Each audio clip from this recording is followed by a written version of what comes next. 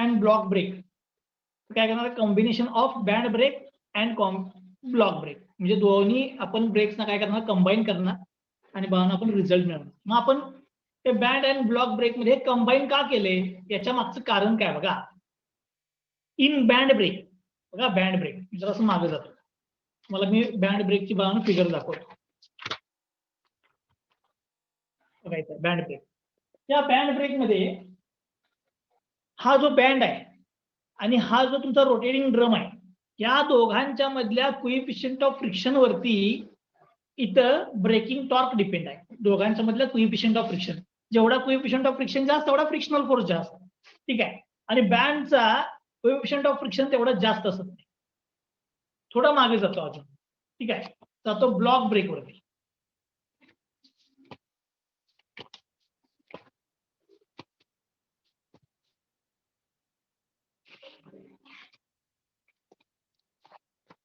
Block break ठीक आहे, block break नाही आहे, थोडं ब्लॉक ब्रेक मी इथं दाखवतो.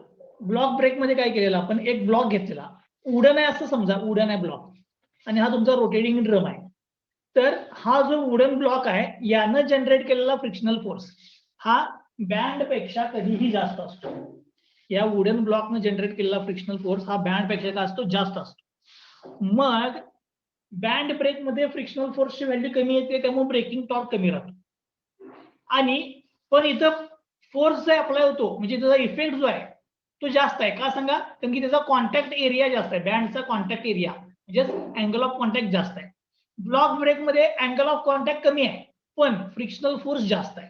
ठीक आहे, म्हणून आपण काय केलंय, बँड आणि ब्लॉक हे दोन्ही कंबाईन करायचं आणि कंबाईन करून ब्रेक अप्लाय करायचा. म्हणजे काय, तुम्हाला कॉन्टॅक्ट एरिया जास्त मिळेल आणि कोएफिशियंट ऑफ फ्रिक्शन पण जास्त मिळेल, जेणेकरून ब्रेक लवकर अप्लाय होईल. ठीक आहे, म्हणून आपण नेक्स्ट टाइप बघणार आहोत म्हणजे काय, बँड अँड ब्लॉक ब्रेक. आता या बँड अँड ब्लॉक ब्रेकची बघा मी थोडीशी फिगर ड्रॉ करतो. ठीक आहे,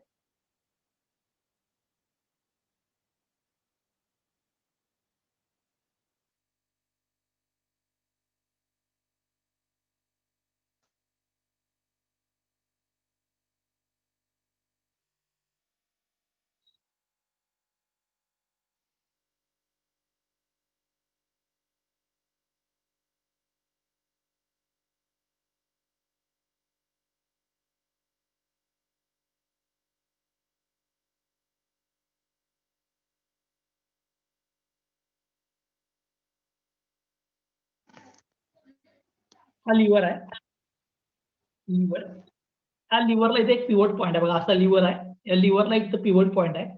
या लिव्हर वरती मी एक फोर्स अप्लाय केला, तो म्हणजे फोर्स पी. लिव्हर वरती दोन पॉईंट वरती मी हा बँड अटॅच केला बघा, हा बँड असा इथनं स्टार्ट होतोय आणि या आउटर सरफेस वरून इथपर्यंत जातोय. आता काय झालंय, तुमचा रोटेटिंग ड्रम हे इनर सर्कल आहे की नाही, इनर सर्कल हा म्हणजे रोटेटिंग ड्रम आहे, हा ड्रम आहे. हा इनर सर्कल म्हणजे रोटेटिंग ड्रम आहे. आता काय केलं, या रोटेटिंग ड्रमच्या सरफेस वरती इथं मी छोटे छोटे ब्लॉक लावले असे. हा पहिला ब्लॉक. ठीक आहे, त्यानंतर अजून एक थोड्या डिस्टन्सवर लावला, हा दुसरा ब्लॉक. त्यानंतर अजून एक थोड्या डिस्टन्सवरती एक ब्लॉक लावला, तिसरा ब्लॉक. असे मी याच्या म्हणजे या ड्रमच्या पेरीफेरीवरती नंबर ऑफ ब्लॉक लावले. आता जर तुम्ही व्यवस्थित बघितलं तर जो बँड आहे, बँड तो त्या ड्रमच्या सरफेसवर नाही डायरेक्ट, तर तो काय, या जे मध्ये ब्लॉक लावलेत हे त्या ब्लॉकच्या आउटर सरफेसवरती आहे. आता हे ब्लॉकचा जर इनर कर्वेचर बघितला, इनर कर्वेचर हा सरफेस, तर तो सरफेस म्हणजे काय आहे, तुमचा जो ड्रम आहे ड्रम त्याचा कर्वेचर, आणि त्याचा जर आउटर पोर्शन बघितला, आउटर पोर्शन हा, तर तो म्हणजे काय बघा, सर्क्युलर आहे. तो म्हणजे काय, सर्क्युलर आहे. मग मी काय केले बघा, कॉम्बिनेशन कसं केले, हा ड्रम आहे, या ड्रम वरती मला फोर्स अप्लाय करायचा, फ्रिक्शनल फोर्स, म्हणजे तिथं ब्रेक अप्लाय होईल. लिव्हर नेहमीप्रमाणे घेतला, फक्त ऍडिशनल काय केलं, हा बँड जो आहे बँड तो मी इथं काही ब्लॉक टाकले आणि त्या ब्लॉकच्या आउटर सरफेस वरती लावला. म्हणजे हा तुमचा बँड आहे आणि हा तुमचा ब्लॉक आहे. ठीक आहे, मग आता हे कॉम्बिनेशन यूज केले मी बँडचं आणि ब्लॉकचं, म्हणून याला म्हणतात band and block brake. Combination use केले म्हणजे काय म्हणायचं, बँड अँड ब्लॉक ब्रेक. मग आता या बँड अँड ब्लॉक ब्रेक मध्ये काय, जो फोर्स फ्रिक्शनल फोर्स अप्लाय होणार तो काय होतोय, हे जे ब्लॉक आहेत, ब्लॉक म्हणजे हे नॉर्मली वुडन असतात, हे वुडन जे ब्लॉक आहेत तो फ्रिक्शनल फोर्स मॅक्सिमम ड्रम वरती अप्लाय करतो आणि याचा कॉन्टॅक्ट एरिया इथून इथपर्यंत आहे बघा. म्हणजेच काय, फ्रिक्शनल फोर्सचा एरिया पण वाढला आणि फ्रिक्शनल फोर्स पण वाढला, त्यामुळे इथं ब्रेक जो अप्लाय होणार तो ऍज कम्पेअर्ड टू तुमचा सिंगल ब्लॉक ब्रेक किंवा as compared to band brake इथं काय असणार, जास्त असणार. ठीक आहे, म्हणून इथं काय केलं, combination of band and block brake use केले, combination of band and block brake. मग आपण असं कन्सिडर करूया की हा जो ड्रम आहे तो कुठल्या एका रोटेशन डायरेक्शनला रोटेट व्हायला, मी कन्सिडर करतो अँटी क्लॉकवाईजला रोटेट व्हायला लागला, अँटी क्लॉकवाईज. तर याच्यातली ही बँडची ही साईड का ही साईड टेन्शन मध्ये असणार, ए साईड टेन्शन मध्ये असणार का बी साईड टेन्शन मध्ये असणार, बँडची रोटेशनच्या अपोजिटची जी काय ती म्हणजे टेन्शन मध्ये असायला पाहिजे. सो ही टाईट साईड आली तर ही स्लॅक साईड आहे. ओके, हे आतापर्यंत आपण जे बघितलेलं त्याच्याप्रमाणे बघा मी लिहिलं. आता थोडस मी अजून मॉडिफाय करतो. हा बघा, मला इथं असलेले फोर्सेस कॅल्क्युलेट करायचे आहेत. मी परत एकदा सांगतो, बँड अँड ब्लॉक ब्रेकचं जे मी आता डेरिव्हेशन घेणार आहे हे पेपरसाठी इम्पॉर्टंट आहे. मी जे डेरिव्हेशन घेणार आहे आता ते मी इम्पॉर्टंट आहे. ठीक आहे, मग याच्यामध्ये जे लिमिटिंग टेन्शन रेशो आहे, आपण बँड घेतलाय ना, बँड म्हणजे काय, एक टाईट साईड आहे एक स्लॅक साईड आहे. म्हणजे टाईट साईड स्लॅक साईड तुम्ही जर कन्सिडर केली तर याच्यामध्ये असलेला टाईट साईड आणि स्लॅक साईडचा फोर्स तुम्हाला माहित असायला पाहिजे. मग तो फोर्स माहित होण्यासाठी मी काय करणार आहे, T1/T2 is equal to e raise to mu theta हा फॉर्म्युला तुम्हाला आता वापरता येणार नाही, त्याच्या मागचं कारण सांगतो. यातला कुठला पण एक ब्लॉक घ्या, हा ब्लॉक घ्या, मी दाखवतो तुम्हाला. एवढा ब्लॉक बाहेर ड्रॉ करतो, हा मी ब्लॉक घेतला एक. ठीक आहे, या ब्लॉक वरचे मी फोर्सेस दाखवतो. फोर्सेस बघा, ब्लॉकच्या या बाजूचा बेल्ट हा अंडर टेन्शन आहे, टाईट साईडला आहे. पण जर तुम्ही या ब्लॉकच्या दुसऱ्या बाजूला गेला इकडे, बघा इथला मधला बेल्ट एवढा, तर ही टाईट साईड जर असेल तर ही साईड काय व्हायला पाहिजे, याच्यासाठी स्लॅक व्हायला पाहिजे. म्हणजे हा जर टाईट असेल T1 तर हा स्लॅक व्हायला पाहिजे T1 डॅश. मग आता काय आहे, टोटल बेल्टचा स्लॅक मी T2 म्हटले, तर या एका ब्लॉक साठीची राईट साईड ही टाईट आहे आणि लेफ्ट साईड इकडं ही स्लॅक आहे, म्हणून मी तुला म्हटले T1 डॅश. म्हणजे T1 हा काय आहे, टाईट साईड आहे या ब्लॉक साठी आणि T1 डॅश हा काय त्याचा स्लॅक साईड आहे. मी इथं मुद्दाम म्हणतो टाईट साईड आणि ही झाली त्याची स्लॅक साईड. हे सिंगल ब्लॉक साठी झालं. समजा मी 2 नंबरचा ब्लॉक घेतला, आता हा घेतो, हा बघा मी हा दाखवला ब्लॉक.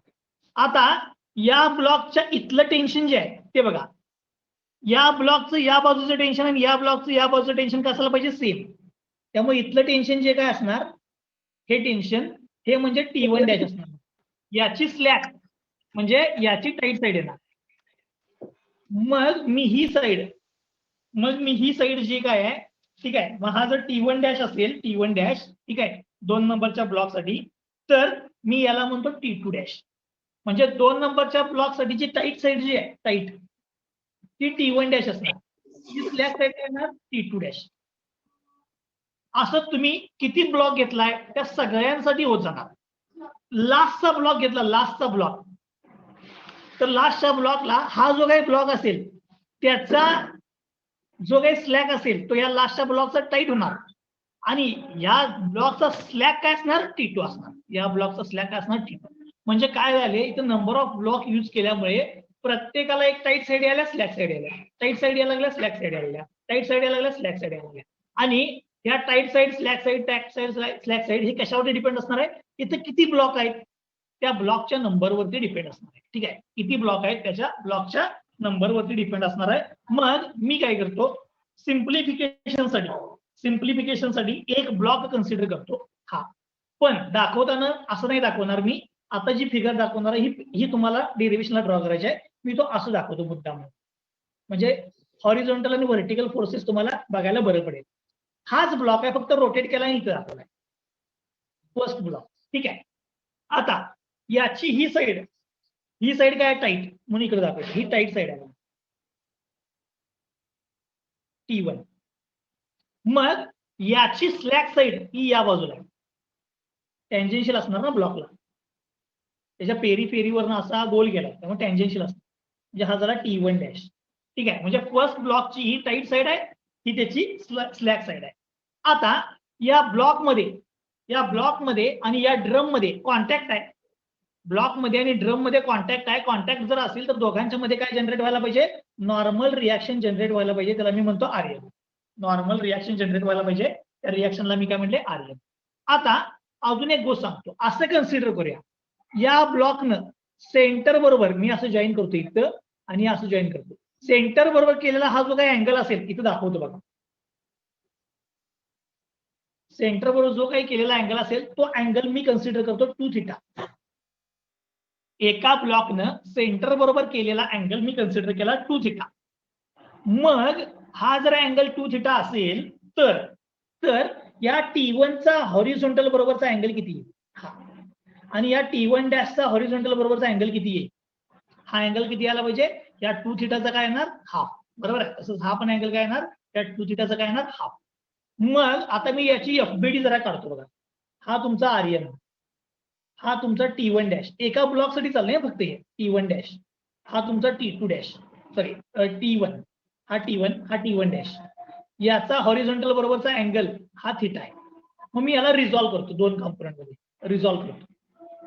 जर मी याला रिझॉल्व्ह केलो, हा इन्क्लाइंड फोर्स आहे ना, याला जर मी रिझॉल्व्ह केला तर काय येणार बघा, हा अँगल थिटा आहे, म्हणजे हा येणार T1 डॅश कॉस थिटा, हा काय येणार T1 डॅश साइन थिटा. तसंच या T1 ला रिझॉल्व्ह करतो, एक हॉरिझॉन्टल कॉम्पोनंट येईल आणि एक त्याचा व्हर्टिकल कॉम्पोनंट येईल, व्हर्टिकल. ठीक आहे. हॉरिझॉन्टल कॉम्पोनंट काय येणार बघा, T1 कॉस थिटा आणि हा काय येणार T1 साइन थिटा. ठीक आहे. बघा मी परत एकदा सांगतो काय केले, मी इथं बँड आणि ब्लॉक हे कंबाईन केले. ब्लॉक हे ड्रमच्या आउटर सरफेस वरती ठेवले, नंबर ऑफ काही डिस्टन्सला ठेवले, याच्या बाहेर बँड लावला. इथं मी एक्सटर्नली अप्लाइड फोर्स लावणार, फोर्स लावला इथं बाळानं tight side slack side generate होईल आणि याच्यावरती बाळानं काय होणार, ड्रम वरती फ्रिक्शनल फोर्स अप्लाय होणार. मग तो अप्लाय होण्यासाठी त्यातला एक ब्लॉक कन्सिडर केला, त्या ब्लॉकचा सेंटर बरोबर केलेला अँगल 2 थिटा कन्सिडर केला. आता ब्लॉकची एक साईड टाईट असणार, दुसरी स्लॅक, याला पण एक साईड टाईट दुसरी स्लॅक, याला एक साईड टाईट दुसरी स्लॅक. आता गंमत काय बघा, पहिल्या ब्लॉकची स्लॅक म्हणजे दुसऱ्या ब्लॉकची टाईट असणार, दुसऱ्या ब्लॉकची स्लॅक म्हणजे तिसऱ्या ब्लॉकची टाईट असणार. मुद्दाम 2 ब्लॉक दाखवले, त्यातला पहिलाच ब्लॉक कन्सिडर केला, फक्त जो इन्क्लाइंड होता तुम्ही व्हर्टिकल करून घेतला, म्हणजे सोपं पडलं. ब्लॉक मध्ये आणि ड्रम मध्ये कॉन्टॅक्ट आहे म्हणजे नॉर्मल रिॲक्शन आली, त्याची टाईट साईडला T1 आहे, स्लॅक साईडला T1 डॅश आहे. ठीक आहे. आणि म्यू, आता एक फोर्स फक्त दाखवायचा राहिलाय माझ्या इथनं, आता तुम्ही फोर्स दाखवतो म्हणजे माझं बाळानं डेरिव्हेशन काय होईल, स्टार्ट होईल. ठीक आहे. बघा आता एक फोर्स राहिलाय, त्या ब्लॉक वरती मी एक फक्त प्रश्न विचारतो, या ब्लॉक वरती कुठले कुठले फोर्सेस ऍक्ट होत असतील, ब्लॉक वरती कुठले कुठले फोर्सेस ऍक्ट होत असतील, हा जो ब्लॉक घेतलाय या ब्लॉक वरती कुठले कुठले फोर्सेस ऍक्ट होत असतील, frictional force.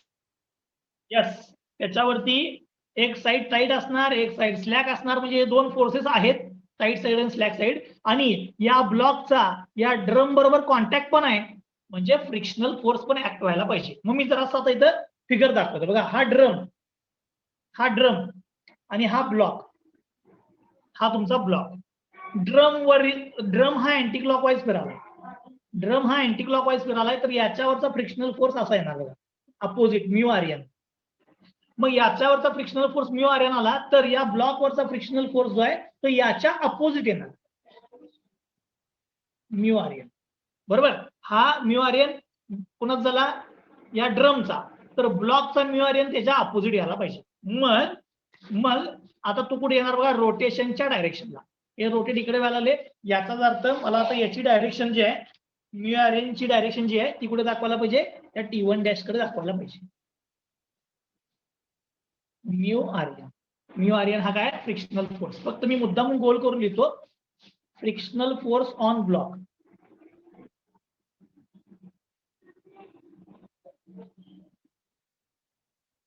Frictional force on block. इथं मुद्दाम दाखवलंय. ठीक आहे, हा ड्रम आहे आणि हा ब्लॉक आहे. ओके, मी हे फोर्सेस दाखवले.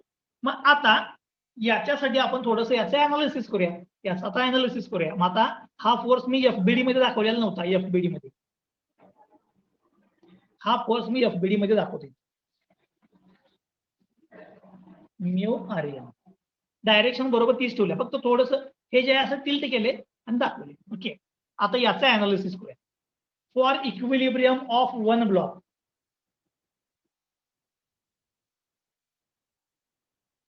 एका ब्लॉकच्या इक्विलिब्रियम साठी काय ना, summation F x is equal काय यायला पाहिजे, 0. एक्स डायरेक्शनच्या फोर्सेसची समेशन घ्या, 0 यायला पाहिजे. एक्स डायरेक्शनचे फोर्सेस इथनं स्टार्ट करतो. T1 कॉस थिटा, हा वाय डायरेक्शन आहे, हा वाय डायरेक्शन आहे. T1 डॅश हा वाय डायरेक्शन आहे. आता हा घ्या T1 dash cos theta minus, त्यानंतर आता हा घ्या मायनस म्यू आर एन.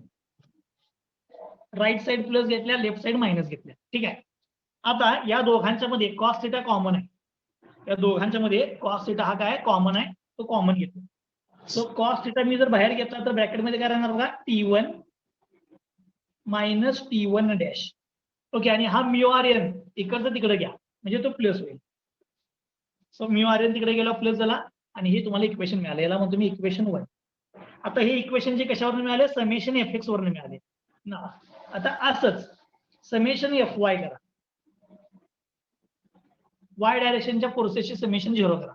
इथले वाय डायरेक्शनचे फोर्सेस घ्या, इथून स्टार्ट करतो. आर्यन प्लस आहे बघा, अपवर्ड आहे आर्यन प्लस, हा हॉरिझॉन्टल आहे. आता हा घ्या minus T1 sine theta,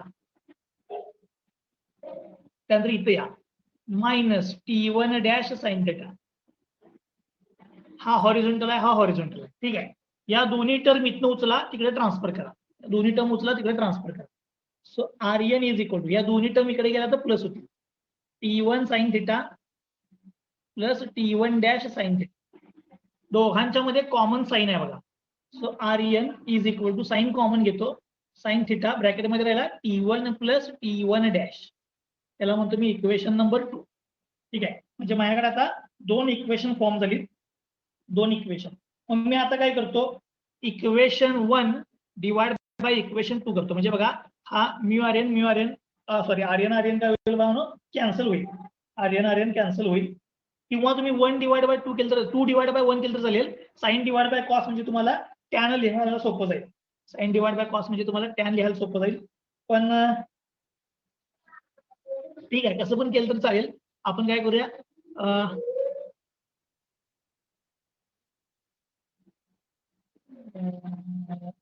2 divide by 1 करूया, म्हणजे टॅन लिहायला बरं पडेल. ठीक आहे, म्हणजे 2 डिवाइड बाय 1 करतो.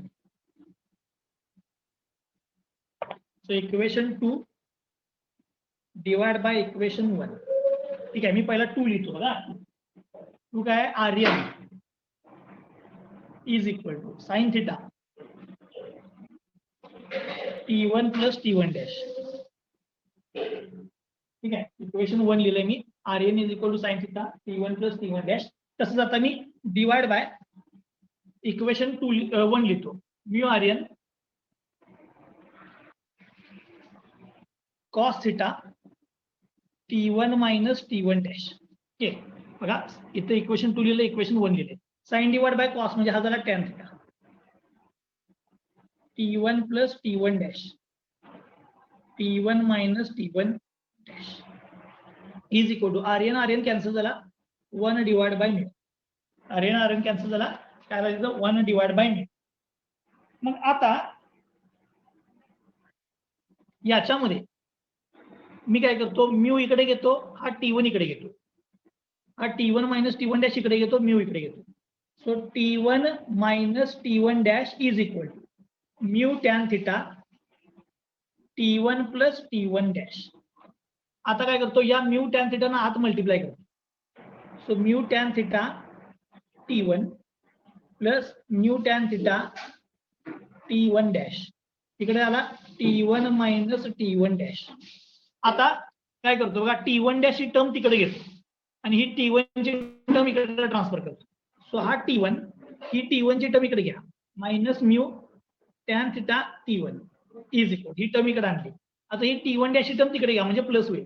T1 डॅश तिकडे गेल्यावर प्लस झाला, plus mu tan theta T1 dash. आता या दोघांच्या मध्ये काय काय कॉमन आहे बघा. याच्यामध्ये कॉमन आहे T1, तो बाहेर येतो.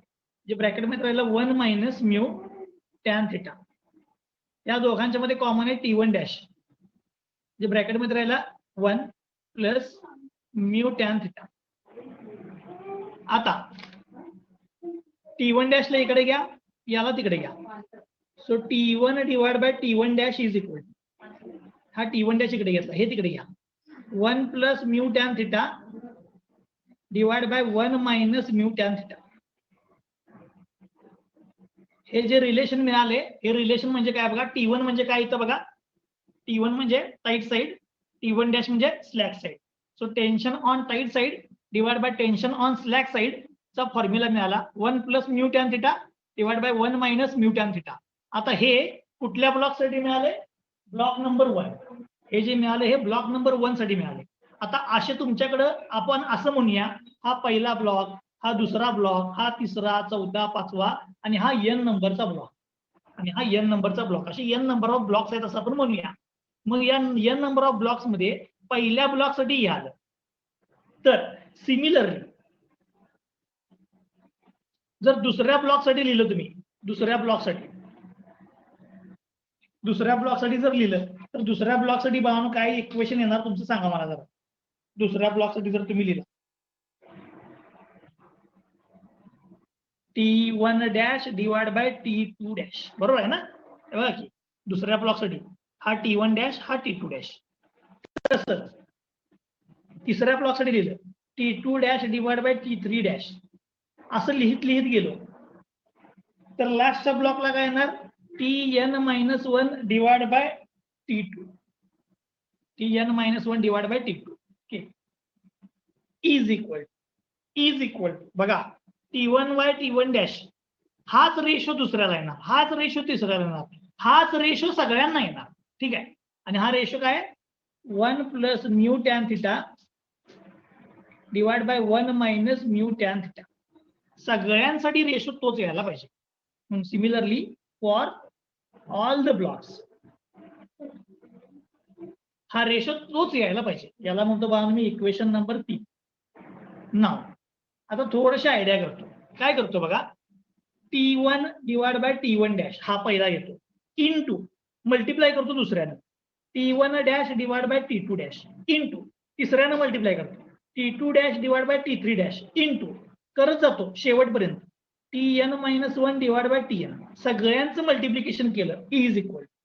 आता T1 divide by T1 dash म्हणजे काय बघा, हा लक्ष द्या इकडे, 1 plus mu tan theta divide by 1 minus mu tan theta. इथं आला 1 plus mu tan theta divide by 1 minus mu tan theta आला. दुसऱ्यानं मल्टिप्लाय यालाच केलं, तीच आन्सर आहे ना, म्हणजे इंटू हाच झाला म्हणजे त्याचा स्क्वेअर झाला. तिसऱ्यानं मल्टिप्लाय केलं क्यूब, चौथ्यानं केलं रेस टू 4, पाचव्यानं केलं रेस टू 5, n केलं रेस टू काय आला पाहिजे n. ठीक आहे, म्हणजे हीच टर्म n वेळेला आली मल्टिप्लिकेशन मध्ये, रेस टू n झाला. ठीक आहे. आता थोडस इथं काय येणार बघा, हा T1 डॅश, हा T1 dash cancel, T2 dash cancel, T3 dash cancel, T4 dash cancel, Tn-1 cancel. म्हणजेच काय आलं बघा, T1 डिवाइड बाय Tn सगळं कॅन्सल झालं, T1 आणि Tn राहिला is equal to 1 plus mu tan theta divide by 1 minus mu tan theta raise to n. आता हे Tn आहे, Tn जे आहे Tn तो थोडक्यात काय बघा T2 आहे बघा, शेवटचं T2 आहे. ठीक आहे, इथं लिहिलंय मी, इथं लिहिलं नाही, इथं T2. हे थोडक्यात हा झाला T2. म्हणजेच तुम्हाला आता T1 बाय T2, T1 म्हणजे बेल्टची टाईट साइड आहे आणि T2 म्हणजे या बँड म्हणजे बेल्टची स्लॅक साइड आहे. So tight side divide by slack side is equal to 1 plus mu tan theta divide by 1 minus mu tan theta raise to n. n म्हणजे number of blocks. ठीक आहे, आणि हेच म्हणजे काय, लिमिटिंग टेन्शन रेशो. म्हणजेच limiting tension ratio आतापर्यंत जो लिहित होतो आपण T1 by T2 is equal to e raise to mu theta, तो बँड अँड ब्लॉक ब्रेक मध्ये त्याची किंमत ही असते. आता पेपरला भरपूर वेळा विचारतात प्रूव्ह दॅट, हे इक्वेशन देतात. Equation T1 divide by T2 is equal to, equation देतात. Prove that T1 by T2 is equal असं लिहितात for band and block brake. तर तुम्हाला बघा ही फिगर ड्रॉ करायला लागणार, त्यावरनं एका ब्लॉकची फिगर ड्रॉ करायला लागणार, त्याची एफबीडी करायला लागणार, summation F x summation F Y, आणि दोघांची डिवाइड करत गेला की तुम्हाला हे आन्सर मिळते. ठीक आहे. पुन्हा एकदा सांगतो, लय इम्पॉर्टंट आहे पेपरसाठी डेरिव्हेशन. ओके बघा, बँड अँड ब्लॉक ब्रेक म्हणजे काय? It is the combination of band and block. Combination of band and block. मग या कॉम्बिनेशन मध्ये ठीक आहे, मी काय केलं, हा ड्रम घेतला रोटेटिंग ड्रम, त्याच्यावरती नंबर ऑफ ब्लॉक लावले, नंबर ऑफ ब्लॉक लावले. ठीक आहे. आणि त्याच्यावरती बँड टाकला, ब्लॉक लावले आणि त्याच्यावरती बँड टाकला. ठीक आहे. आणि हे लिव्हरला कनेक्ट केलं. लिव्हरला मी एक्सटर्नल फोर्स अप्लाय केला की तो ब्रेक लागायला पाहिजे. आता या कॉम्बिनेशनचा इफेक्ट काय? बँड वापरल्यामुळे अँगल ऑफ कॉन्टॅक्ट वाढतो, अँगल ऑफ कॉन्टॅक्ट, आणि ब्लॉक वापरल्यामुळे फ्रिक्शनल फोर्स वाढतो. ठीक आहे. म्हणजे इथं ब्रेक लवकर अप्लाय होणार. मग मी यातला एक ब्रेक घेतला, सॉरी एक ब्लॉक घेतला, ब्लॉकची एक साईड टाईट दुसरी स्लॅग असणार, दुसरा घेतला टाईट स्लॅग, असं करत गेलो, एनचे टाईट स्लॅग मिळत जाणार. मग मी काय केलं, एक ब्लॉक घेतला, त्याच्यावरचे फोर्सेस दाखवले, ही टाईट साईड ही स्लॅग साईड, त्या ड्रम आणि ब्लॉक मध्ये कॉन्टॅक्ट आहे म्हणून नॉर्मल रिएक्शन. एका ब्लॉकचा सेंटर बरोबर केलेला अँगल घेतला 2 थिटा. मग मी या ब्लॉकवरचा फ्रिक्शनल फोर्स घेतला, ड्रमवरचा रोटेशनच्या अपोजिट, तर याच्या अपोजिट ब्लॉकवर येणार, म्हणजे ते दाखवलं. मग हे एफबीडी मध्ये दाखवलं. मग जे इन्क्लाइंड आहेत त्यांना रिझॉल्व्ह केलं. हा अँगल 2 थिटा म्हणून हा थिटा येणार. रिझॉल्व्ह केल्यानंतर समेशन एफ एक्स लिहिलं, समेशन एफ वाय लिहिलं, 1 डिवाइड बाय 2 केलं. 1 डिवाइड बाय 2 केल्यानंतर टर्म्स थोड्या रिअरेंज केल्या, हे इकडे घेतलं, हे इकडे घेतलं, आत मल्टिप्लाय केलं, T1 च्या टर्म एकत्र केल्या, T1 डॅशच्या टर्म एकत्र केल्या, T1 कॉमन काढला, T1 डॅश कॉमन काढला, T1 डॅशला इकडे घेतलं, so T1 divide by T2 is equal to equation एका ब्लॉकसाठी. हेच करायला गेलो, दुसऱ्या ब्लॉकला तेच उत्तर येणार, तिसऱ्या ब्लॉकला तेच उत्तर येणार, चौथ्या ब्लॉकला तेच येणार, शेवटच्या ब्लॉकला तेच येणार. म्हणून सगळ्यांची किंमत मी सेम लिहिली, 1 plus mu tan theta divide by 1 minus mu tan theta. मग मी आयडिया केली, 1 इंटू 2, 2 इंटू 3, 3 इंटू 4, 4 इंटू 5, असं n पर्यंत मल्टिप्लाय केलं. आता पहिल्याचं उत्तर तेच, दुसऱ्याचं तेच, तिसऱ्याचं तेच, मग हेच इंटू हेच केलं, स्क्वेअर झाला. अजून तीच किंमत केली क्यूब, अजून तीच किंमत केली 4, असं n आहे बघा, n पर्यंत गेलं, रेस टू n झाला. So tension on tight side divide by tension on slack side is equal to काय आला, इज इक्वल टू काय आला, 1 plus mu tan theta divide by 1 minus mu tan theta raise to n. ठीक आहे. समजलं तुम्हाला इथपर्यंत? हे मला लिमिटिंग टेन्शन रेशो मिळालं. आता T1 T2 मिळाला, एक रिलेशन मिळालं T1 T2. आता T1 T2 एक रिलेशन मिळालं, मला अजून एक शोधायचं. मग काय करायचं, या O पॉईंटच्या अबाउट, या लिव्हरचं काय करायचं, इक्विलिब्रियम कंडिशन घ्यायची आणि मोमेंट घ्यायचा. म्हणतो फॉर इक्विलिब्रियम ऑफ लिव्हरच्या इक्विलिब्रियम कंडिशनसाठी काय येणार, summation of moment about O is equal to 0. मग O पॉईंटच्या अबाउटचा मोमेंट किती यायला पाहिजे, 0 यायला पाहिजे. ठीक आहे. आता इथे मी डिस्टन्सेस मेन्शन केलेले नाही, तर मेन्शन करतो. या डिस्टन्सला म्हणतो B, या डिस्टन्सला म्हणतो A, आणि इथून इथपर्यंतच्या डिस्टन्सला म्हणतो बघा मी L. ठीक आहे. स्मॉल a, स्मॉल b आणि L म्हणते. ठीक आहे. आता पटकन मोमेंट लिहितो, P इंटू L, क्लॉकवाईज फिरणार म्हणजे प्लस. त्याच्यानंतर T2 इंटू B, क्लॉकवाईज फिरणार म्हणजे प्लस. त्याच्यानंतर T1 into A, anti clockwise फिरणार म्हणजे मायनस. हे जर सॉल्व्ह केलं तर T1 T2 मिळतील, आणि T1 T2 माहित असेल तर P मिळेल. काहीतरी यातलं एक उत्तर मिळेल. ठीक आहे. आता अजून एक लास्ट राहिलं, ब्रेकिंग टॉर्क. कसं काढायचं तुम्हाला माहित आहे, TB इज इक्वल टू काय, फोर्स इंटू रेडियस, बरोबर. फोर्स काय येणार तुमचा, T1 minus T2 into radius, जे अगोदरचं आहे तेच, T1 minus T2 equivalent force, बरोबर. इथला इक्विव्हॅलंट फोर्स असतो T1 minus T2, so T1 minus T2 into radius. हे केलं तर भावानं तुमचा बँड अँड ब्लॉक ब्रेकचं डेरिव्हेशन संपलं. हे पेपरसाठी डेरिव्हेशन भावानं जरा एकदम इम्पॉर्टंट आहे, पेपरला भरपूर वेळेला विचारलेलं आहे आजपर्यंत. ठीक आहे. फक्त पोरं कुठं फसतात ते सांगतो. हे जे लिहिलंय मी फ्रिक्शनल फोर्स इथं, या फ्रिक्शनल फोर्स लिहिताना फसतात, त्यामुळे ही फिगर बाजूला काढायची, कधीच फ्रिक्शनल फोर्सला फसणार नाही. आता या डेरिव्हेशन मध्ये जर काही डाऊट असेल तर विचारा मला, या डेरिव्हेशन मध्ये जर काही डाऊट असेल तर विचारा.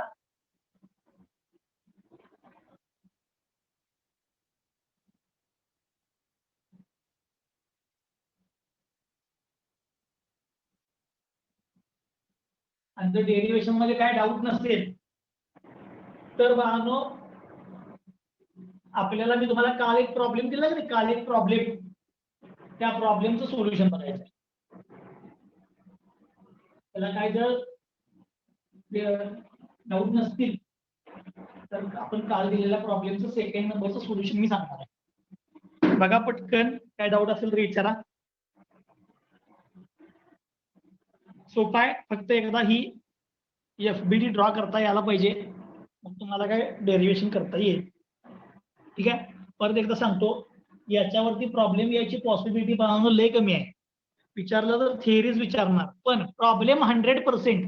चौथा जो इंटरनल एक्सपांडिंग शो घेणार आहे चौथा, याच्या पुढचा टाईप 100% प्रॉब्लेम येणार त्यावरचा पेपरला.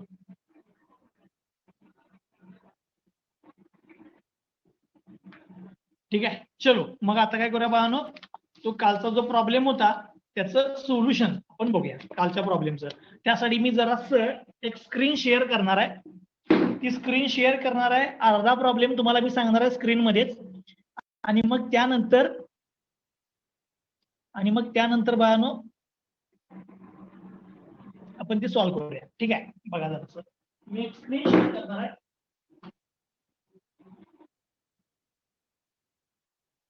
सगळ्यांना स्क्रीन विजिबल आहे का बघा. हाच प्रॉब्लेम मी तुम्हाला काल दिला होता.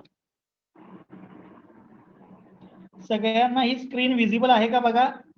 काल तुम्हाला बघा मी हा प्रॉब्लेम दिला होता, सोडवलाय का नाही मला माहित नाही. तुम्ही पटकन सांगा विजिबल असेल तर स्क्रीन. दिसते. ठीक आहे, लक्ष द्या. हा प्रॉब्लेम काय होता बघा, a simple band brake. Simple band brake का म्हटले, कारण की त्याचा तुम्ही T1 बघा, T1 म्हणजे टाईप साईड ही या पिवोट पॉइंटला कनेक्ट केला. ओ हा पिवोट पॉइंट आहे, त्याला कनेक्ट केला. Okay, is applied to a shaft carrying a flywheel of 400. त्याच्यामध्ये एक फ्लायव्हील आहे आणि त्या फ्लायव्हीलचं मास किती आहे 400 and the radius of gyration 450.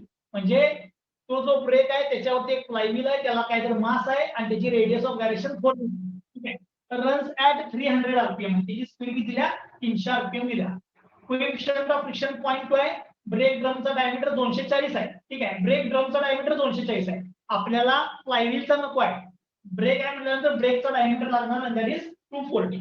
मग काय म्हणले, determine the torque applied due to 100 newton metre. म्हणजे ब्रेकिंग टॉर्क काढायचा आहे. मग ब्रेकिंग टॉर्क कसा काढणार, सेम आपला थिटा बघा, थिटा आपला किती आहे, हा अँगल 60 दिलाय, 60 हा 90 आहे, म्हणजे हे झालं 150. पण अँगल ऑफ कॉन्टॅक्ट काय येणार बघा हा, म्हणजे 360 मधून मला 150 काय करायला पाहिजे मायनस. सो 360 मायनस 150 केले म्हणजे अँगल ऑफ कॉन्टॅक्ट आला तुमचा 210. आता इथं ज्यानं फॉर्म्युला दिलाय हा तुम्ही वापरू नका. आपला नेहमीचा फॉर्म्युला वापरायचा T1/T2 is equal to e raise to mu theta. T1/T2 is equal to e raise to mu theta वापरा, त्यावरून तुम्हाला T1/T2 चं रिलेशन मिळेल. आपला नेहमीचा फॉर्म्युला वापरायचा T1/T2 is equal to e raise to mu theta. So T1/T2 चं तुम्हाला रिलेशन मिळेल. ठीक आहे, त्यानंतर ओ पॉइंटच्या अबाउट मोमेंट घेतला. ओ पॉइंटच्या अबाउट बघा इथं, ओ पॉइंटच्या अबाउट मोमेंट घेतला, काय येणार 100 इंटू 300 क्लॉकवाईज करायला म्हणजे प्लस. त्यानंतर T2 इंटू 120. T1 चा ओ मधनं पास झालाय, त्यामुळे T1 चा मोमेंट किती येणार 0. ठीक आहे, तो मोमेंट बघायचा. T2 into 120 is equal to 100 into 300. हे सॉल्व्ह केलं की तुम्हाला T1 ची किंमत मिळेल 520, T2 ची किंमत मिळेल 250. T1 520, T2 250. मग ब्रेकिंग टॉर्क आहे T1 minus T2 into R. Breaking टॉर्कची किंमत T1 minus T2 into R. तो 520 मायनस 250 इंटू रेडियस मीटर मध्ये घेतला, म्हणजे तुम्हाला ब्रेकिंग टॉर्क मीटर मध्ये मिळाला 32.4. ब्रेकिंग टॉर्क मीटर मध्ये मिळाला तुम्हाला 32.4. ठीक आहे, आता हा क्वेश्चन जो आहे तो आपण इझिली सॉल्व्ह करू शकतोय. आता याच्या पुढचं जे काय आहे, ठीक आहे, ते तुम्हाला मला सांगायचं आहे. याच्या पुढचं मग मला सांगा, कुठल्या पण रोटेटिंग बॉडीकडे एनर्जी कुठली असल्या. तो ड्रम रोटेट व्हालाय ना, ड्रम रोटेट व्हाला याचा अर्थ त्याच्याकडे एनर्जी कुठली आहे, ड्रम कडे कोणती एनर्जी आहे, कायनेटिक एनर्जी. कायनेटिक एनर्जी आहे. मग सांगा कायनेटिक एनर्जीचा फॉर्म्युला 1/2 mv². हा फॉर्म्युला आहे, बरोबर काय.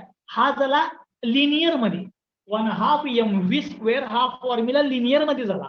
जर तुम्ही अँग्युलर, ड्रम हा रोटेटिंग आहे ना, मग अँग्युलर मध्ये कन्वर्ट करा.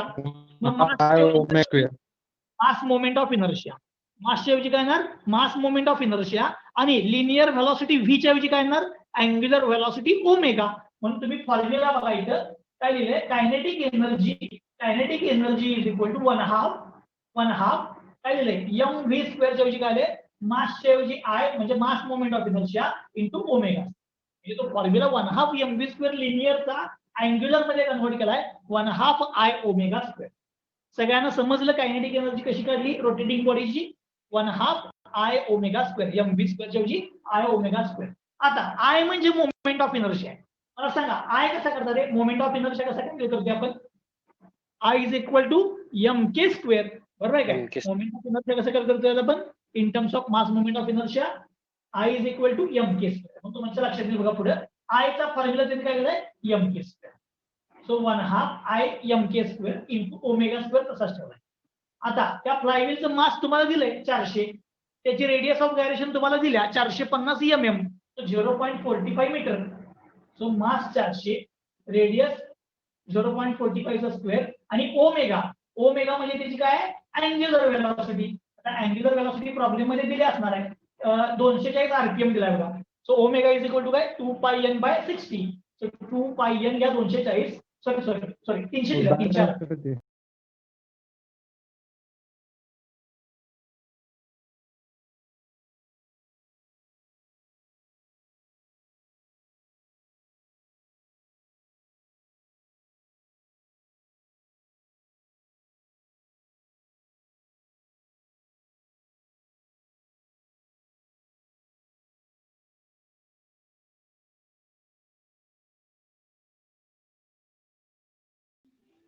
सांगते बघा, तो वन हाफ एम व्ही स्क्वेअरच्या ऐवजी one half I omega square. I म्हणजे मास मोमेंट ऑफ इनर्शिया म्हणजे M k square omega square. मास मला फ्लायव्हीलचं दिले 400, रेडियस ऑफ गायरेशन 450 म्हणजे जे मीटर मध्ये काय 0.45, ओमेगा 2πn/60. सॉल्व्ह केले की तुम्हाला त्याची कायनेटिक एनर्जी मिळाली 40,000. ठीक आहे, म्हणजे तुमचा जो रोटेटिंग ड्रम आहे त्याची कायनेटिक एनर्जी किती आहे 40,000 आहे. ठीक आहे, न्यूटन मीटर मध्ये. आता तुम्ही जर ब्रेक अप्लाय केला तर ही सगळी एनर्जी काय होणार वर्क डन म्हणून कन्वर्ट होणार, बरोबर, वर्क डन मध्ये कन्वर्ट होणार. सो इथे काय लिहिलंय बघा एनर्जी इज इक्वल टू म्हणजे पॉवर, कायनेटिक एनर्जी म्हणजे थोडक्यात एनर्जी म्हणजे पॉवर.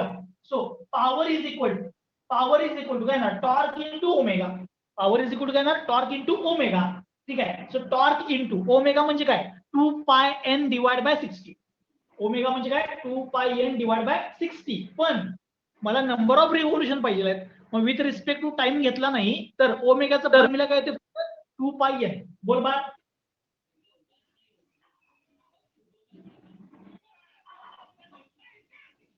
बघा, मग टॉर्क इंटू ओमेगा, पण ओमेगाचा फॉर्म्युला कसा लिहिला बघा 2πn. कारण त्यानं काय विचारले आन्सर, किती रिव्होल्यूशन कंप्लीट केले ब्रेक लावल्यानंतर.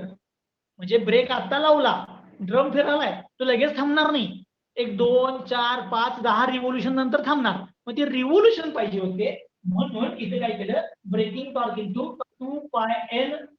जर तुम्ही डिवाइड बाय 60 केला असतं तर तुम्हाला रिव्होल्यूशन पर सेकंड मिळाले असते. पर मिनिटचे पाहिजे म्हणून इथे 60 लिहिलेलं नाहीये, फक्त 2πn दिलंय. टॉर्क इंटू ओमेगा म्हणजे पॉवर म्हणजे एनर्जी. ठीक आहे, so energy is equal to torque into omega दिले, पर मिनिट पाहिजे म्हणून डिवाइड बाय 60 केलेलं नाहीये 2πn. आता टॉर्क ब्रेकिंग टॉर्क तुम्ही शोधलाय बघा इथे, ठीक आहे, ब्रेकिंग टॉर्क 32.4. ब्रेकिंग टॉर्कची किंमत दिली 32.4, 2πn. या सगळ्या टर्म तिकडे ट्रान्सफर केल्या तुम्हाला एन मिळाला. आता हा जो एन मिळाला एन ते मला सांगा मिनिट मध्ये काढले का सेकंड मध्ये काढले.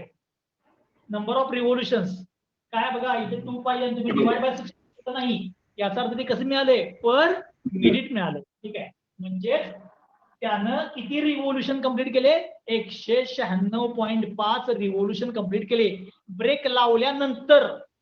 पूर्ण थांबूस तोपर्यंत म्हणजे ही टोटल एनर्जी 40,000 लॉस होऊस तोपर्यंत, किती रिव्होल्यूशन कंप्लीट केले 196.5. म्हणजे मी ब्रेक आता लावला आणि तुम्ही त्याचे रिव्होल्यूशन मोजायला चालू केले तर ते रिव्होल्यूशन कमी स्लो होत जाणार. पण थांबूस तोपर्यंत कंप्लीट त्याने किती रिव्होल्यूशन कंप्लीट केले 196.5 रिव्होल्यूशन कंप्लीट केले. म्हणजे बघा नंबर ऑफ टर्न्स म्हणजे revolution of the wheel before it brought to rest. तो रेस्टला यूज तोपर्यंत त्याचे 196.5 रिव्होल्यूशन कंप्लीट झाले. परत एकदा सांगतो, लई सोपा आहे. पहिला काय त्याची कायनेटिक एनर्जी काढली, 1/2 mv² फॉर्म्युला अँग्युलर मध्ये घेतला, किंमत काढली. हीच एनर्जी काय होणार, सगळी लॉस होणार. So energy is equal to काय लिहिलं मी, टॉर्क इंटू ओमेगा. फक्त ओमेगा लिहिता नाही तर डिवाइड बाय 60 लिहिलं नाही, मला नंबर ऑफ रिव्होल्यूशन पाहिजे. सो 2πn दिला. ओके, सॉल्व केलं, मला नंबर ऑफ रिव्होल्यूशन मिळाले 196.5. ठीक आहे, एवढे रिव्होल्यूशन कंप्लीट झाले. हा 2 नंबरचा answer, the number of revolution completed. तिसरं काय बघा, time required to bring to rest. आता तुम्ही रिव्होल्यूशन शोधले, 196 मध्ये ते थांबलं, पण ब्रेक लावल्यापासून थांबायला किती वेळ लागला असं विचारले. ब्रेक लावल्यापासून थांबायला किती वेळ लागला असं विचारले. मग काय केलं बघा, त्याच्या पुढचा ते बघायचं आहे. एकदम सोपं आहे. त्यानं तुम्हाला सांगितले 1 मिनिटात तुमचा ड्रम 300 रिव्होल्यूशन करतोय. 1 मिनिटात तुमचा ड्रम 300 रिव्होल्यूशन करतोय. ब्रेक लावल्यापासून थांबायला 196 रिव्होल्यूशन लागले. बरोबर आहे ना, आता शोधला आपण. ब्रेक लावल्यापासून थांबायला 196 रिव्होल्यूशन कंप्लीट केले. मग 1 मिनिटात 300, तर 196 कंप्लीट व्हायचा टाइम किती? मग काय केलं, 196 डिवाइड बाय 300 केले की तुम्हाला काय मिळणार, टाइम मिळणार. तर टाइम किती आला बघा, 0.655 मिनिट. 0.655 मिनिट. त्याला 60 ने मल्टिप्लाय करा, तुम्हाला सेकंड मिळतील. याला 60 ने मल्टिप्लाय करा, तुम्हाला सेकंड मिळाल. म्हणजे साधं रिलेशन वापरले, काय 300 रिव्होल्यूशन 1 मिनिटात होत्या, तर 196 रिव्होल्यूशन व्हायला किती वेळ लागेल. ओके, आपण आधी शाळेमध्ये करायचो, 2 रुपयाला 5 आंबे, तर 10 रुपयाला किती, हे रिलेशन वापरले. 1 मिनिटात 300 रिव्होल्यूशन, तर 196 रिव्होल्यूशन व्हायला किती वेळ, म्हणजे 196 डिवाइड बाय 300 केले की तुम्हाला मिनिट मिळणार. किती मिनिट, त्याला 16 मल्टिप्लाय करा, तुम्हाला सेकंड मिळेल. ठीक आहे, आणि हा तुमचा इथे प्रॉब्लेम संपला. जर आता तुम्हाला ह्या प्रॉब्लेम मध्ये काय डाऊट असेल तर विचारा. या प्रॉब्लेम मध्ये जर काय डाऊट असेल तर विचारा. एकदम सोपं होतं. Hello, sir. बोल की. Sir, आपण kinetic energy